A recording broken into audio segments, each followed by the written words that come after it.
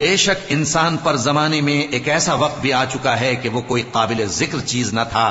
ہم نے انسان کو ملے جلے نطفے سے پیدا کیا تاکہ اسے آزمائیں، تو ہم نے اس کو سنتا دیکھتا بنایا.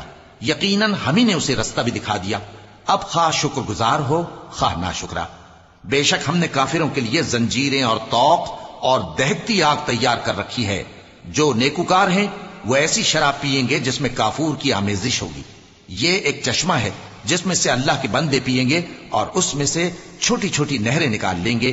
یہ لوگ نظریں پوری کرتے ہیں اور اس دن سے جس کی سختی پھیل رہی ہوگی خوف رکھتے ہیں، اور باوجود کہ ان کو خود کھانے کی چاہت ہوتی ہے مگر فقیروں اور یتیموں اور قیدیوں کو کھلاتے ہیں، اور کہتے ہیں کہ ہم تم کو محض اللہ کی خوشنودی کے لیے کھلاتے ہیں، نہ تم سے بدلہ چاہتے ہیں اور نہ شکر گزاری.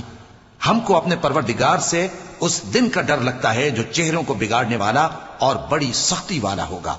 چنانچہ اللہ ان کو اس دن کی سختی سے بچا لے گا اور تازگی اور خوشی عنایت فرمائے گا، اور ان کے صبر کے بدلے ان کو بہشت اور ریشمی لباس عطا کرے گا.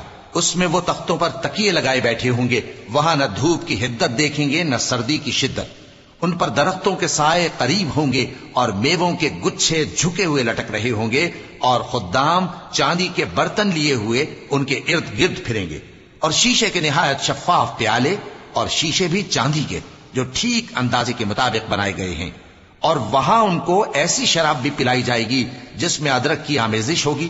یہ بہشت میں ایک چشمہ ہے جس کا نام سلسبیل ہے، اور ان کے پاس لڑکے آتے جاتے ہوں گے جو ہمیشہ ایک ہی حالت پر رہیں گے. جب تم ان پر نگاہ ڈالو تو خیال کرو کہ بکھرے ہوئے موتی ہیں. اور بہشت میں جہاں آنکھ اٹھاؤ گے کثرت سے نعمت اور عظیم الشان سلطنت دیکھو گے.